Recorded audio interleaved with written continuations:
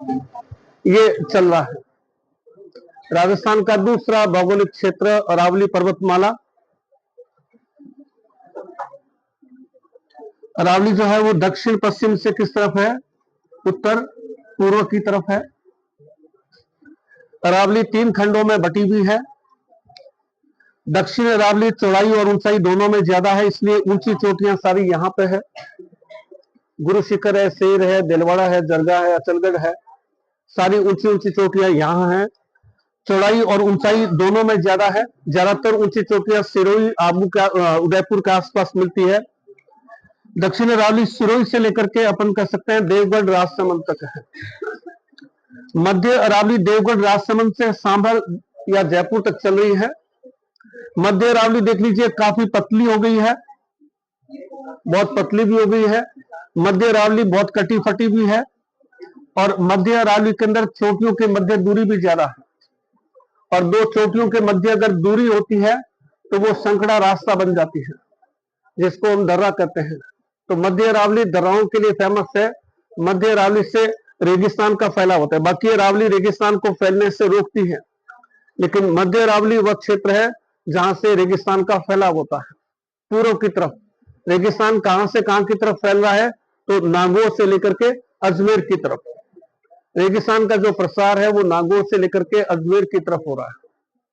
रेगिस्तान का पूर्व में जो है वो फैलाव मध्य अरावली से होता है। उत्तरी अरावली फिर जो है चौड़ाई में आ जाती है, ऊंची चोटियां यहां पर भी कुछ है। यहाँ ये जो है झुंझुनू सीकर से लेकर के और अलवर होते हुए कहां चली जाएगी? हरियाणा चली जाएगी, और हरियाणा से फिर कहां जाएगी? दिल्ली। दिल्ली की रायसीना हिल्स पर जो है अरावली खत्म हो जाएगी। दिल्ली की रायसीना पहाड़ी जो है अरावली की लास्ट चोटी है। और अरावली की जो रूट है वो कहां से स्टार्ट हो रही है? मिनिकॉय द्वीप, लक्षद्वीप से। शुरू में अरावली पानी के अंदर है, अरब सागर के अंदर पानी के अंदर दबी हुई है, इसलिए अरब सागर को फादर ऑफ अरावली कहते हैं। सिरोही से अरावली जो है वो राजस्थान में प्रवेश करी। पालनपुर गुजरात के अंदर जो है अरावली सतह पर आ जाती है। पहली जो चोटी आती है अरावली की वो ब्रह्मखेड़ा की चोटी आती है। ब्रह्मखेड़ा की चोटी आती है। अरावली का सर्वाधिक प्रसार कुल 692 किलोमीटर, जिसमें 550 किलोमीटर कहां है? राजस्थान के अंदर। तो 80% के आसपास प्रसार अरावली का जो है वो राजस्थान के अंदर है।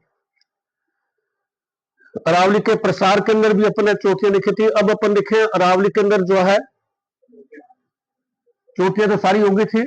अब अरावली के अंदर जो है दर्राएं कौन सी है, पठार कौन से हैं, मैदान कौन से हैं, और फिर अरावली का महत्व क्या है?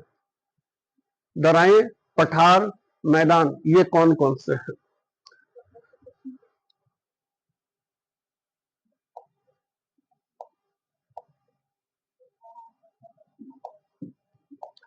तो देखिए दर्रा शब्द जो होता है इसका मतलब होता है दोनों तरफ से पहाड़ियों से गिरा हुआ संकड़ा रास्ता।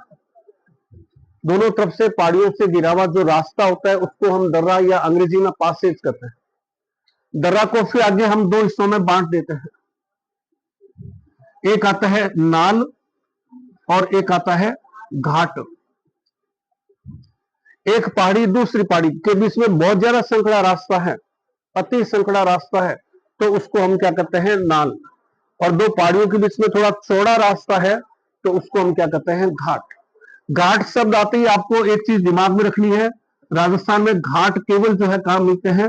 राजसमंद के अंदर। घाट देखते ही सीधा आंसर राजसमंद कर दीजिए, इसके अलावा कहीं भी घाट नहीं मिलता है।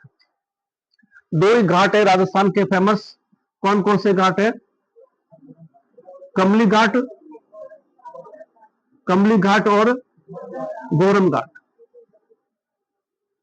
कमली घाट और गोरम घाट, सॉरी गढ़ी वाला घाट, कमली घाट और गोरम घाट, ये दोनों घाट जो है वो राजसमंद में है। चौड़े चौड़े रास्ते हैं, राजसमंद पाली के मध्य में। तो चौड़े अगर रास्ते हैं, दो पहाड़ियों से घिरे हुए, थोड़े चौड़ाई में ज्यादा है, तो उसको अपन घाट कहेंगे। घाट नाम आते सिर्फ राजसमंद है और कहीं घाट नहीं मिलता है। नाल जो होती है वो संकड़ा रास्ता आती है। अधिकतर जो दराएं जो मिलती है वो दक्षिण से लेकर के और मध्य अरावली की तरफ मिलती है। जैसे दरा का जिला पूछे तो पहला अपन ले रहे हैं उदयपुर जिला। उदयपुर जिला जो आता है तो यहां 3 फेमस दराएं आती है। सबसे चर्चित दरा कौन सी है? फुलवारी की नाल, जो सबसे लंबी दरा है, फुलवारी की नाल। दूसरा कौन से है? केवड़ा की नाल। और तीसरा कौन सी है? हाथी दर्रा। हाथी दर्रा, फुलवारी की नाल, केवड़ा की नाल, हाथी दर्रा, ये तीनों फेमस दराएं कहां पे है? उदयपुर के अंदर।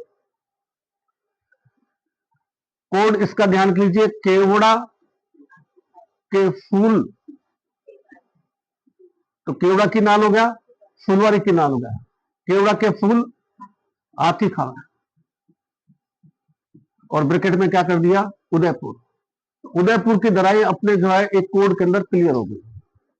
उदयपुर में 3 दराएं हैं, केवड़ा की दरा, हाथी दरा, फुलवारी की नाल दरा। तो ये लाइन याद कर ली, केवड़ा के फूल हाथी खा, ब्रैकेट में कर दिया उदयपुर। तो उदयपुर में इससे बाहर कोई दराएं नहीं है। राजसमंद में ये 2 फेमस घाट हैं। उसके अलावा राजसमंद और पाली के बीच में दराएं मिलती है। इसमें कौन सी मिलती है? हाथी गुड्डा दर्रा, देसूरी दर्रा, और तीसरी रामेश्वरम दर्रा। ये तीनों दराएं जो है और राजसमंद से जनरली, ये देखिए पाली आ गया, ये राजसमंद आ गया। राजसमंद से पाली की तरफ जाते हैं तो ये दराएं हमें यहां मिलती है। राजसमंद से हम पाली में जाएंगे तो ये दराएं मिलेंगी।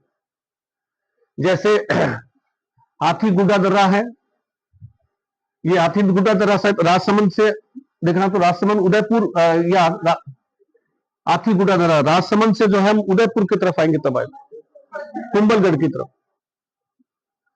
राजसमंद कुंभलगढ़ की तरफ आएंगे राजसमंद में, तो हमें जो है ये हाथी गुड्डा दर्रा। देसूरी दर्रा जो है वो पाली और राजसमंद के बीच में है। देसूरी दर्रा को पाली में तो देसूरी दर्रा कहते हैं, और राजसमंद में आते ही इस दर्रा का नाम चेंज हो जाता है। क्या नाम हो जाता है? झीलवा। झीलवा की नाल दर्रा। तो दर्रा एक ही है, पाली और राजसमंद के बीच में है। पाली में जब इस दर्रा में जा रहे हैं तब तो इसको देसूरी बोल रहे हैं, और पाली क्रॉस करके राजसमंद जिले में आ गए तो आते इस दर्रा का नाम क्या हो जाता है? झीलवा। एक ही दर्रा के 2 अलग अलग जिलों में अलग अलग नाम है, देसूरी दर्रा और झीलवा की नाल दर्रा। रामेश्वरम दर्रा जो है यह भी जो है फेमस उदयपुर राजसमंद है।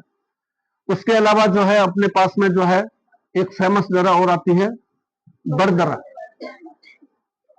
ये कहां से स्टार्ट होती है? ब्यावर से। ब्यावर से स्टार्ट होती है पाली, और पाली से कहां गई? सिरोही। ब्यावर से स्टार्ट होकर के पाली होते हुए सिरोही तक कौन सी दर्रा आ रही है? बड़दर्रा। तो दर्राएं जो होती है वो 2 शहरों को जोड़ती है। कुछ चौड़ी दर्राएं हैं, कुछ संकड़ी दर्राएं हैं। किसी एक शहर में उसका नाम कोई और है तो दूसरे शहर में नाम और भी हो सकता है। बाकी जनरली दर्रा का नाम एक ही रहता है, शहर 2 हो जाते हैं। पाली राजसमंद के बीच में हमें बहुत सारी दर्राएं मिलती है।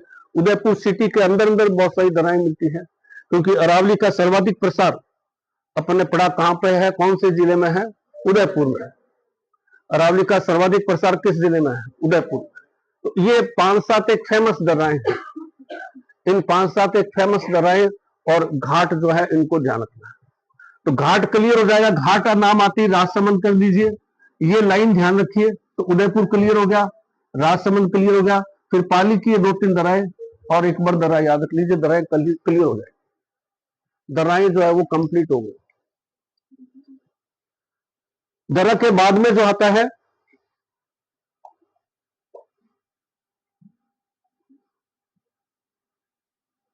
पठार। दर्रा के बाद में जो आता है पठार।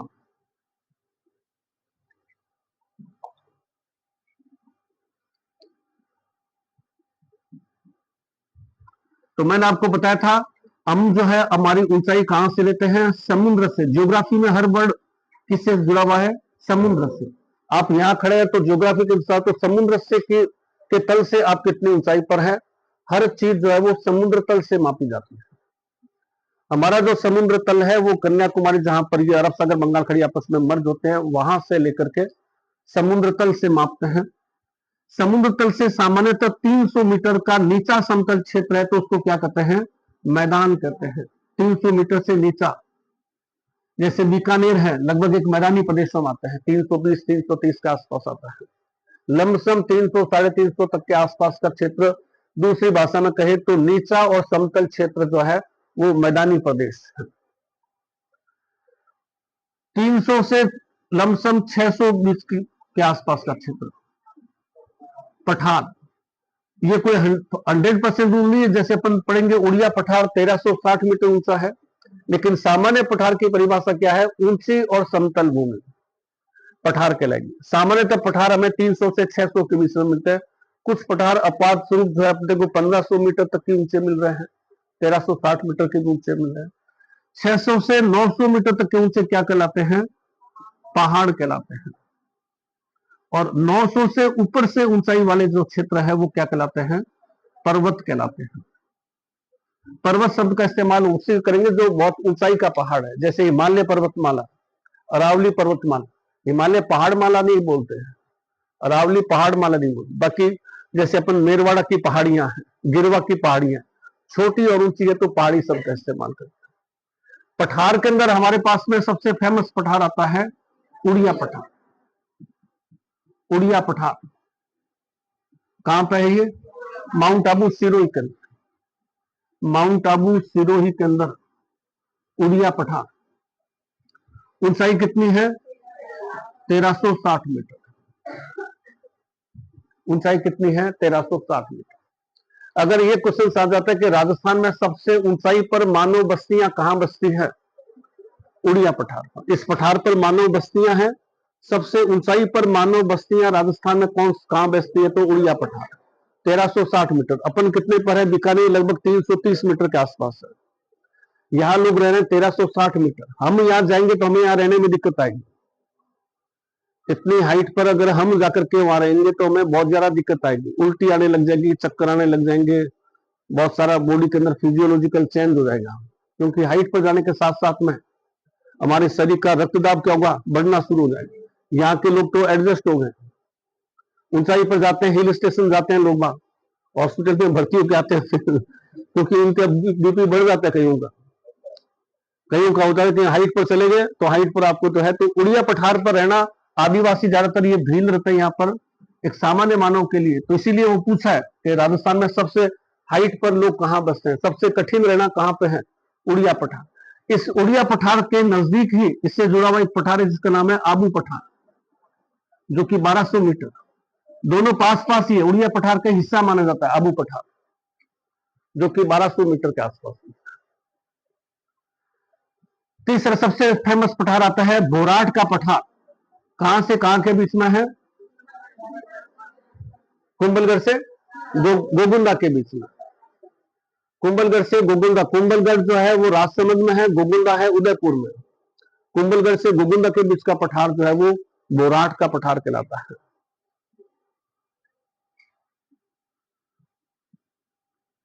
उसके बाद में हम देखें लासरिया पठार है, कहां पे है, सलूमबर के अंदर। ये सारे पठार कहां आ रहे हैं, यहां आ रहे हैं। ये सारे पठार कहां आ रहे हैं, आबू यहां पे है, दूसरा आबू यहां पे है, तीसरा बोराट का पठार कुंभलगढ़ यहां पे है, गोगुंदा उदयपुर यहां पे है, लासरिया पठार सलूमबर वो यहां पे है। मेसा पठार कहां पे है, चित्तौड़ वो यहां पे है, मेसा पठार चित्तौड़ ये यहां पे है। मानदेसरा पठार कहां पे है, चित्तौड़ वो भी यहां पे है। तो ये सारे पठार कहां के हैं, दक्षिण अरावली के हैं। तो मध्य अरावली में तो पठार मिलेंगे नहीं क्योंकि ये तो कटी फटी है, टूटी हुई है, ये तो दर्राओं के लिए फेमस है। पठार या तो उत्तरी अरावली मिलेंगे या दक्षिण अरावली मिलेंगे।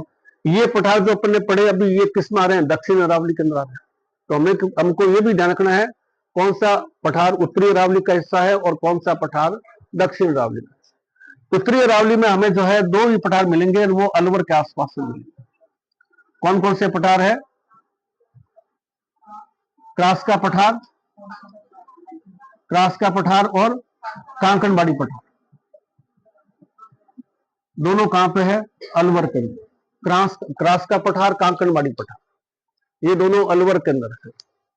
ये उत्तरी अरावली के दो चर्चित पठार है। तो अरावली का जो ये हिस्सा है ना, दक्षिण अरावली का, वही ऊंचाई में ज्यादा फेमस है। वही खनिजों के लिए सर्वाधिक खनिज राजस्थान में कहाँ निकलते हैं? उदयपुर में। ये कहाँ है? यहाँ पे है। सर्वाधिक मार्बल कहाँ निकलता है? राजसमंद में। वो कहाँ है? यहाँ पे है। सिरोही के अंदर बहुत सारे रेयर खनिज मिलते हैं, दुर्लभ खनिज मिलते हैं। वो कहाँ पे है? इधर दक्षिण अरावली के। तो दक्षिण अरावली जो है, ये जो है बहुत रिच है खनिजों के हिसाब से। मध्य अरावली जो है वो हमने खो दिया ज्यादातर। एक जो है गुजरात के पालनपुर, जहां से अरावली शुरू हो रही है, वहां से शुरू होते हुए राजस्थान होते हुए हरियाणा जाने हैं। हरियाणा में पानीपत 700 किलोमीटर लंबा क्या बना रहे हैं अपन? 700 किलोमीटर लंबी और 5 किलोमीटर इधर, 5 किलोमीटर इधर, 10 किलोमीटर चौड़ी एक ग्रीन पट्टी बनाई जा रही है। यहां से पालनपुर के ब्रह्मखेड़ा, पालनपुर से स्टार्ट होकर के और पानीपत हरियाणा तक लगभग 700 किलोमीटर हाइट है। और यहाँ जो है वो 5-5 किलोमीटर की, 10 किलोमीटर की ग्रीन पट्टी बना रहे, इधर की तरफ, इधर की तरफ, ताकि अरावली के अंदर जो है वो खनन कार्य जो है वो रुका सके, अरावली को पुनः हरा भरा कर सके। अखबार आप पढ़ते हैं, रोज आते हैं अरावली से हजारों जो ट्रक है वो रोज जो है खनिज लेकर के निकलते हैं। अवैध खनन तो बहुत ज्यादा है राजस्थान के अंदर। तो इस चीज को रोकने के लिए सरकार जो है वो ग्रीन पट्टी बना रही है, ताकि अरावली का जो एरिया है उसका इकोलॉजिकल बैलेंस भी बना रहे। अन्यथा अरावली क्या हो जाएगी? बिल्कुल खत्म हो जाएगी। इस क्षेत्र का इकोलॉजिकल बैलेंस भी खत्म हो जाएगा। जो पर्वतीय पक्षी है, जो पर्वतीय पेड़ पौधे हैं, वो भी खत्म हो जाएंगे। पहाड़ खत्म हो गया तो उसकी इकोलॉजिकल कंडीशन खत्म हो जाएगी। अरावली को पुनः हरा भरा किया जाए, इसके लिए अरावली वृक्षारोपण योजना भी है। ये अरावली के अंदर जो है पठार और पहाड़ है, मैदान भी ले सकते हैं अरावली के अंदर। 56 का मैदान है, हालांकि ये पूर्व के मैदानी पार्ट के हिस्से आते हैं, मैं यही ले रहा हूं इसको मैदान को ही। वैसे ये मैदान जो है ये पूर्व का मैदान, अपना जो येलो वाला पार्ट है उसमें आते हैं।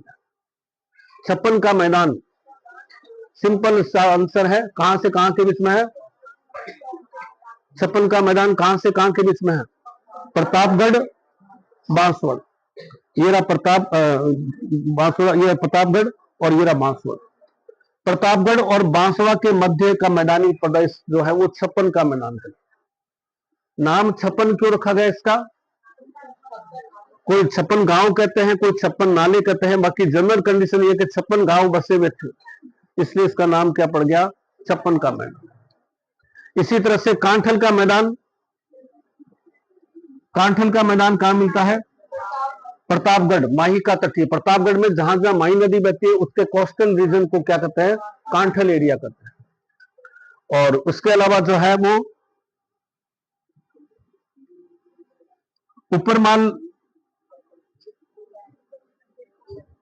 ऊपरमाल क्षेत्र जो है मैदानी प्रदेश में आता है। ऊपरमाल क्षेत्र जो है बिजोलिया भीलवाड़ा से भैंसरोडगढ़ चित्तौड़ के मध्य, बिजोलिया भीलवाड़ा से भैंसरोडगढ़ चित्तौड़ के बीच का क्षेत्र, चित्तौड़ के बीच का क्षेत्र ऊपरमाल क्षेत्र। पीडमोंट का मैदान, पीडमोंट का मैदान राजसमंद के अंदर देवगढ़ के आसपास का मैदान पीडमोंट का मैदान कहलाता है। तो ये कुछ मैदानी प्रदेश भी है जिसको हम अलग से अरावली में भी कर सकते हैं या पूर्व के मैदानी प्रदेश के हिस्से माने जाए। ये हमारा अरावली का आर्थिक, अरावली का महत्व क्या है? अरावली का महत्व क्या है? सबसे बड़ा महत्व क्या है कि ये इंडिया वाला नक्शा इधर से आइएगा।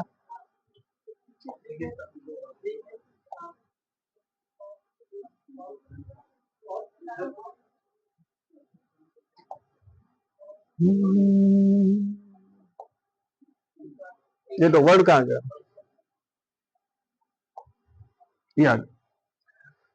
ये बे ऑफ बंगाल है और ये अरेबियन सी है, अरब सागर है, वो बे ऑफ बंगाल है। ये इधर जो है गुजरात से अरावली पर्वतमाला निकल रही है और निकल करके और राजस्थान से चलते चलते कहां चली जा रही है, हरियाणा, और दिल्ली आकर के खत्म हो गई है। दिल्ली आकर के खत्म हो गई। अब अरब सागर से जो मानसून उठता है, वो अरब सागर का मानसून जो है वो अधिकतर क्या है, अरावली के पैरेलल निकल रहा है। अरब सागर का मानसून इधर कराची तक अरब सागर आता है, कराची पोर्ट, उसके बाद में ईरान का चाबहार पोर्ट, ये सब किस में आते हैं, अरब सागर में आते हैं। ये अरब सागर से उठने वाला मानसून जो है वो अधिकतर पैरेलल निकल रहा है, किसके, अरावली के, अरावली के पैरेलल निकल रहा है, हालांकि बहुत नजदीक है। ये देखिए यहाँ तो सीधा अरब सागर ही है, सीधा ये पाकिस्तान का थोड़ा सा एरिया है, आ गया, ये गुजरात है, सीधा राजस्थान आ गया, इतना सा गैप है सिर्फ गुजरात में। बहुत तेजी से आ जाता है, बहुत जल्दी आ जाता है, बहुत स्ट्रॉन्ग मानसून आता है। लेकिन ये मानसून क्या है, अरावली के समांतर चल रहा है, इसको रोकने वाला कोई नहीं है। तो ये फिर आगे जाकर के कहां चलेगा, हिमाचल प्रदेश जाएगा, उत्तराखंड जाएगा, जम्मू कश्मीर, लद्दाख जाएगा, यहाँ ये हिमालय से टकरा करके और बरसात कर देगा। तो मजबूत मानसून हमारे लिए कोई महत्व का नहीं रहा। बंगाल खाड़ी का मानसून जो आ रहा है, देखिए अब इधर से यूं आ रहा है, कोई जो है वो तेलंगाना से होते हुए यूं आ रहा है, कोई इधर से होते हुए मध्य प्रदेश होते हुए यूं आ रहा है। लेकिन ये सारा का सारा क्या है, क्योंकि इधर थार का रेगिस्तान है, ये इसको आकर्षित कर रहा है। अपन ने पढ़ा कल के रेगिस्तान में क्या है, कम दबाव का क्षेत्र है, तो रेगिस्तान आकर्षित कर रहा है, आकर्षित कर रहा है, तो ये आएगा अल्टीमेटली कहां, इधर की तरफ आएगा। चुंबक तो रेगिस्तान बना हुआ है, अब ये चुंबक की तरफ आ रहा है, रास्ते में कोई पहाड़ इसको रोकने वाला नहीं है। अरावली का ये बिल्कुल अपोजिट पड़ रहा है। तो अपना जो दक्षिण राजस्थान है वो सारा का सारा किससे मानसून प्रसाद करता है, बंगाल की खाड़ी। तो हालांकि बहुत दूर से आ रहा है, बरसात करते करते आता है, बहुत कमजोर आता है, लेकिन फिर भी सारा अपोजिट होने की वजह से टकरा टकरा करके, और जो है कोटा है, बूंदी है, बारां, झालावाड़, चित्तौड़, बांसवाड़ा, प्रतापगढ़, ये सारा इस बेल्ट के अंदर। तो अपन देखते हैं हर साल जो है कभी बारां में बाढ़ आ रही है, कभी कोटा में बाढ़ आ रही है, कभी चित्तौड़ में बाढ़ आ रही है। इधर जो है मानसून प्राय पैरेलल निकल जाता है। हालांकि पिछले 2-3 सालों से क्लाइमेटिक चेंज हो रहा है, और क्लाइमेटिक चेंज होने की वजह से इस डेजर्ट्स के अंदर भी जो है वो बरसात की मात्रा बढ़ी है, लेकिन अभी इसको हम लंबे समय तक के लिए नहीं मान सकते। तो बंगाल खाड़ी का मानसून जो है उसको अरावली रोक करके और पूर्वी राजस्थान में बरसात करते हैं, ये इसका सबसे बड़ा महत्व है। दूसरा सबसे बड़ा महत्व क्या है, यह खनिजों का अजायब घर है। अरावली को क्या कहते हैं, खनिजों का। देश में सबसे ज्यादा खनिज जो है वो झारखंड में निकलते हैं, और झारखंड के बाद में किसका स्थान है, अरावली का स्थान है। अरावली जो है दूसरा देश का सबसे बड़ा खनिजों का जमाव क्षेत्र है, अद्भुत दुर्लभ खनिज सारे के सारे अरावली के अंदर है। और तीसरा ये कह सकते हैं कि अरावली जो है, यहाँ अरावली की मेरवाड़ा पहाड़ियां हैं, जो अजमेर से लेकर के पाली की तरफ, अपने मेरवाड़ा प्रदेश पड़ा है हिस्ट्री के अंदर, मेरवाड़ा प्रदेश, अजमेर, पाली का क्षेत्र। तो यहाँ जो अजमेर से पाली के बीच में मेरवाड़ा की पहाड़ियां हैं, ये मेरवाड़ा की पहाड़ियां विशेषकर रेगिस्तान को इधर आने से रोकती है। तो अरावली एक तरह से दीवार की तरह काम करती है, रेगिस्तान को फैलने से रोकता है। इसलिए रेगिस्तान जो है 61% भूमि पर आकर के रुका हुआ है। सपोज कर लिए अरावली नहीं होती तो क्या होता, पूरा रेगिस्तान यहां तक आ जाता, फैल जाता, सारा एरिया राजस्थान का क्या हो जाता, बंद होता। लेकिन अरावली एक दीवार बन गई, और दीवार बन करके और अरावली जो है वो रेगिस्तान को रोक रही है, तो रेगिस्तान को फैलने से रोकती है। ये भी अरावली का एक बहुत बड़ा महत्व है, रेगिस्तान को फैलने से रोकती है, खनिजों का अजायब घर है अरब सागर का। अगर अरावली की स्थिति यूं कर देते ना, यूं, तो अब ये देखिए ये सारा मानसून क्या है, अरावली से टकराता। जैसलमेर, बीकानेर, पाली, जोधपुर, नागौर, ये सब जो है वो चेरापूंजी और लक्षद्वीप बने होते, दिन भर बरसात आ रही है, क्योंकि मानसून बहुत स्ट्रॉन्ग आ रहा है, सीधे ही करके और आगे हमारे पास। बीकानेर में बादल इतने गहरे आते हैं कि बीकानेर में अंधेरा छा जाता है, लोग सोचते होने वाले थोड़ी देर में वापिस उजाला हो जाते हैं, क्योंकि वो आगे निकल जाते हैं। आगे नहीं, रोकने वाला कोई नहीं है, हवा की स्पीड नहीं हो तब तो बादल फिर भी रुक जाए। तो कभी तो बरसात कर देता है, कभी नहीं करता। चलो लिखो इसको, अरावली कंप्लीट करो। 56 पहाड़ियां, नाकोड़ा पहाड़ियां, 56 पहाड़ियां, नाकोड़ा पहाड़ियां, 56 पहाड़ियां, नाकोड़ा पहाड़ियां, हाँ दोनों साथ साथ लिखना। 56 पहाड़ियां व नाकोड़ा पहाड़ियां, बालोतरा, 56 पहाड़ियां, नाकोड़ा पहाड़ियां, बालोतरा, बालोतरा, ये 56 पहाड़ी नाकोड़ा पहाड़ी बालोतरा, ये गोलाकार आकृति की पहाड़ियां हैं, गोलाकार आकृति की पहाड़ियां हैं, ग्रेनाइट जमाव के लिए विख्यात है, ग्रेनाइट जमाव के लिए विख्यात है। गोलाकार पहाड़ियां हैं, ग्रेनाइट जमाव के लिए चर्चित है। ग्रेनाइट का जमाव, ग्रेनाइट का जमाव के लिए चर्चित है।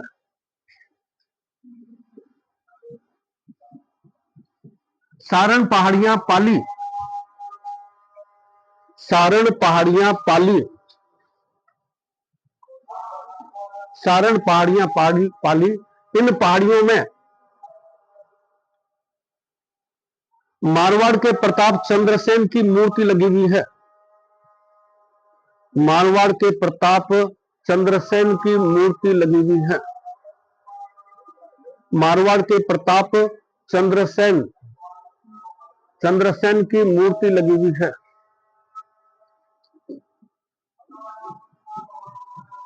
मेरवाड़ा की पहाड़ियां, मेरवाड़ा की पहाड़ियां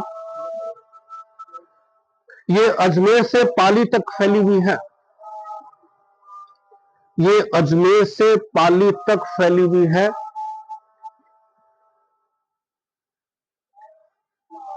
रेगिस्तान को रोकती है, अजमेर से पाली तक फैली हुई है, रेगिस्तान को रोकती है, रेगिस्तान को फैलने से रोकती है, रेगिस्तान को फैलने से रोकती है।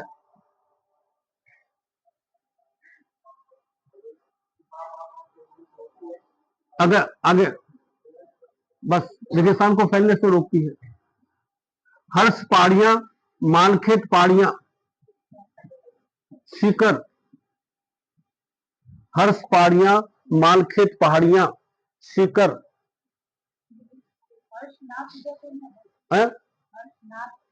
हर्षनाथ अलग है, ये हर्ष की पहाड़ियां हैं, जो हर्षनाथ, हर्ष मंदिर और वो जो है ना जीर माता मंदिर जो आमने सामने है। हर्ष पहाड़ियां, मालखेत पहाड़ियां, ये लाइन है। हर्ष पहाड़ियां, मालखेत पहाड़ियां, सीकर, सीकर, उदयगिरी की पहाड़ियां, अलवर, उदयगिरी की पहाड़ियां, अलवर, उदयगिरी की पहाड़ियां, अलवर,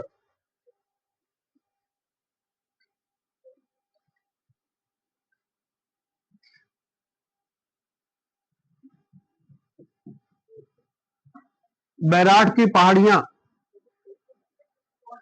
कोटपुतली, बैराट की पहाड़ियां, कोटपुतली, खमनोर की पहाड़ियां, राजसमंद, बस बाकी आज आती रहेगी बाद में। खमनोर की पहाड़ियां, राजसमंद, खमनोर की पहाड़ियां, राजसमंद। आगे लिखिए अरावली में दर्राएं, अरावली में दर्राएं, तो इसमें लिखिए पहाड़ियों से घिरा संकड़ा रास्ता दर्रा कहलाता है, पहाड़ियों से घिरा हुआ संकड़ा रास्ता, पहाड़ियों से घिरा हुआ संकड़ा रास्ता दर्रा कहलाता है, पहाड़ियों से घिरा हुआ संकड़ा रास्ता दर्रा कहलाता है। मध्य अरावली दर्राओं के लिए चर्चित है, मध्य अरावली दर्राओं के लिए चर्चित है, मध्य अरावली दर्राओं के लिए चर्चित है।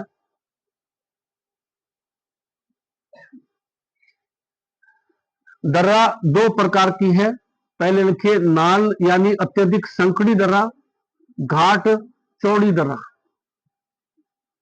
नाल संकड़ी दर्रा, घाट चौड़ी दर्रा। दर्राएं दो प्रकार की है, नाल बहुत ज्यादा संकड़ी दर्रा को, घाट थोड़ी चौड़ी दर्रा को कहेंगे, नाल संकड़ी दर्रा, घाट चौड़ी दर्रा।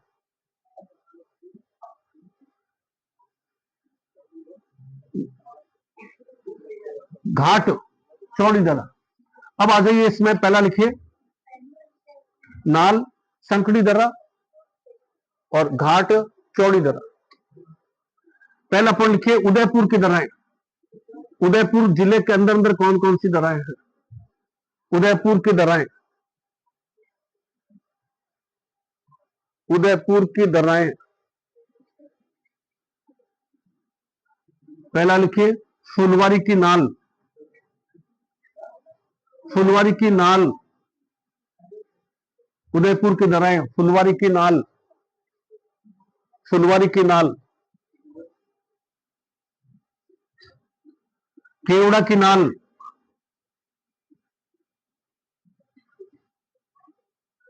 केवड़ा की नाल, फुलवारी की नाल, केवड़ा की नाल। और तीसरा हाथी दर्रा। ये तीनों उदयपुर की हैं। हाथी दर्रा, हाथी दर्रा, हाथी दर्रा। ब्रैकेट में चाहो तो आप लिख लीजिए उदयपुर बराबर केवड़ा के फूल हाथी खाया, ताकि ये याद हो जाएगा। केवड़ा के फूल हाथी खावे, केवड़ा के फूल हाथी खावे, केवड़ा के फूल हाथी खावे।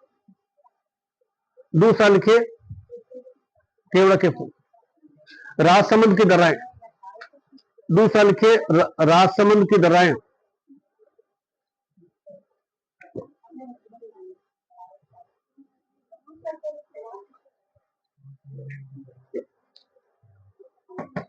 राजसमंद की दर्राएं।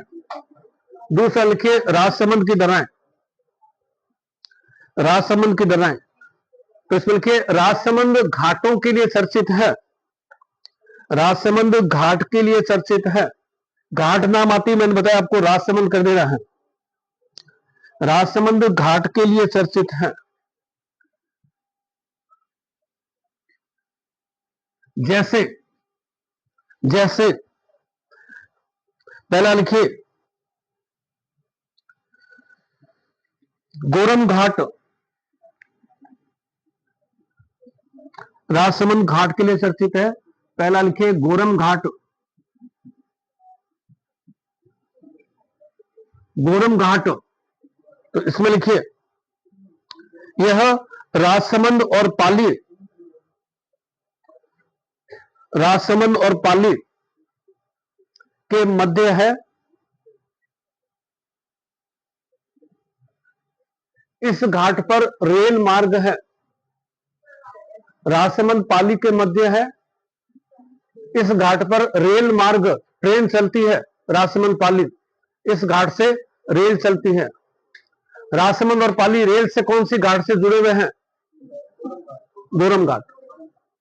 राजसमंद और पाली जो है वो आपस में कौन सी घाट से, मतलब कौन से? गोरम घाट से। राजसमंद और पाली के मध्य जो रेल चलती है वो कौन सी घाट से गुजरती है? गोरम घाट। दूसरा लिखिए कमली घाट। कमली घाट राजसमंद पाली को सड़क मार्ग से जोड़ता है। कमली घाट राजसमंद पाली को सड़क मार्ग से जोड़ता है। राजसमंद पाली को सड़क मार्ग से जोड़ता है। तो घाट नाम आते ही राजसमंद कर देना है। राजसमंद पाली को सड़क मार्ग से जोड़ता है। सड़क मार्ग से जोड़ता है। अब आगे लिखिए नेक्स्ट,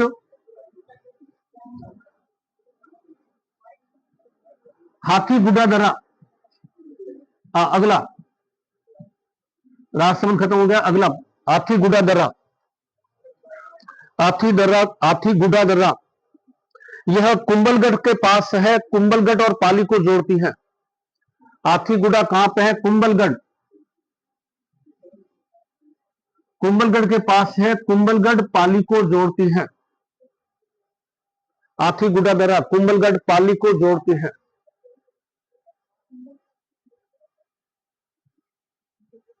देसूरी दर्रा,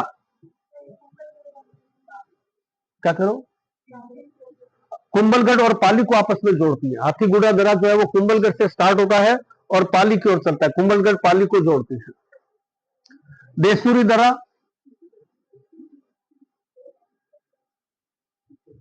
देसूरी दर्रा पाली राजसमंद को आपस में जोड़ती है। देसूरी दर्रा पाली राजसमंद को आपस में जोड़ती है।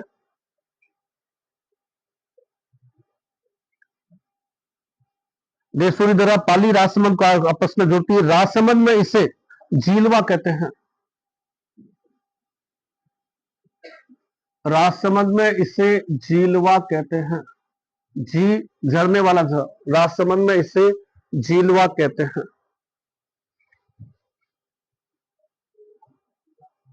राजसमंद इसे झीलवा कहते हैं। रामेश्वर दर्रा झीलवा, राजसमंद में इसे झीलवा कहते हैं। रामेश्वर दर्रा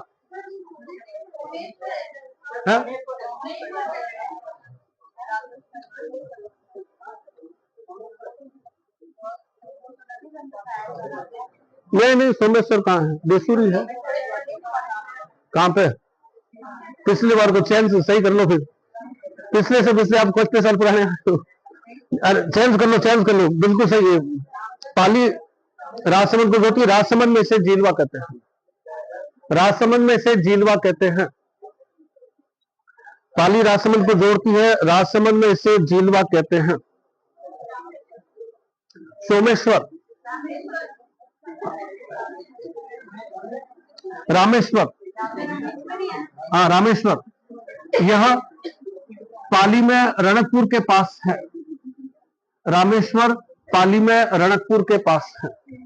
रामेश्वर दर्रा पाली में रणकपुर के पास है। दोबारा एक मिनट दोबारा से रिपीट कर देता। हाँ रामेश्वर,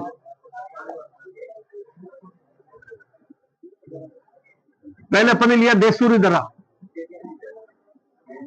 देसूरी दर्रा कहां से कहां तक बताया था? पाली और राजसमंद। देसूरी पाली से स्टार्ट हो रही है, राजसमंद से लिए। पाली में इसको क्या कह रहे हैं? देसूरी कह रहे हैं। लेकिन जैसे ये पाली की सीमा को क्रॉस कर जाएगी, राजसमंद मान जाएगी, इसका नाम क्या हो जाएगा? झीलवा। झीलवा हो जाएगा, बस ये ध्यान रखना है। और उसके बाद में जो है रामेश्वर दर्रा। रामेश्वर दर्रा प्योरली पाली के अंदर है। पाली के अंदर रणकपुर के मंदिर है, रणकपुर के मंदिरों के पास है। पाली में रणकपुर मंदिरों के पास है रामेश्वर दर्रा। पाली में रणकपुर मंदिर के पास।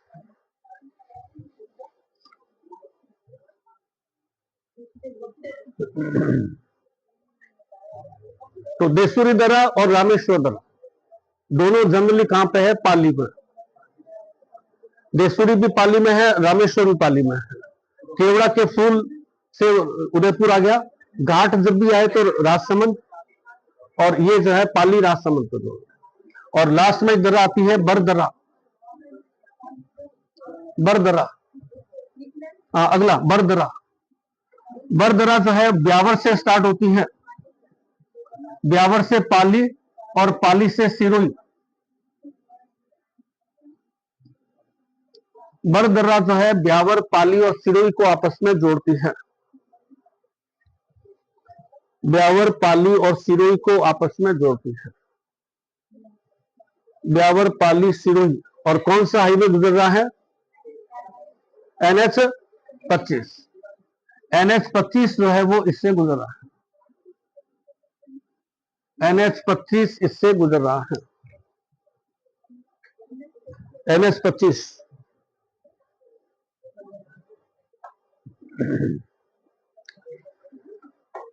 अब आ जाइए पठार। पठार ऊंची समतल भूमि पठार कहलाती है। पठार लिखे 2 मिनट। ऊंची समतल भूमि पठार कहलाती है। पठार ऊंची समतल भूमि पठार कहलाती है।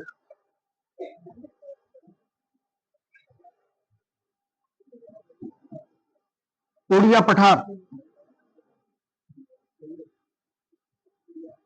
उड़िया पठार राजस्थान का सबसे, उड़िया पठार पहले आगे लिख लीजिए, माउंट आबू सिरोही। माउंट आबू सिरोही, उड़िया पठार, माउंट आबू सिरोही राजस्थान का सबसे ऊंचा पठार। राजस्थान का सबसे ऊंचा पठार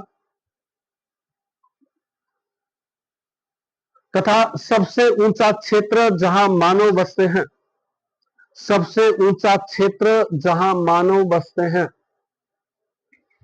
सबसे ऊंचा क्षेत्र जहां मानव बसते हैं, सबसे ऊंचा क्षेत्र जहां मानव बसते हैं। इसके समीप, इसकी हाइट कर दीजिए 1360 मीटर। इसके समीप आबू पठार है जिसकी ऊंचाई 1200 मीटर है, वो इसी का हिस्सा माना जाता है। उड़िया पठार की हाइट 1360 मीटर। इसके पास आबू पठार है जो 1200 मीटर ऊंचा है। इसके पास आबू पठार है जो 1200 मीटर ऊंचा है, 1360 मीटर। उड़िया पठार 1360 मीटर, उड़िया पठार का पार्ट है आबू पठार 1200 मीटर, 1360 मीटर, 1200 मीटर। बोराट पठार, बाकी पठार की हाइट से मतलब नहीं है। बोराट पठार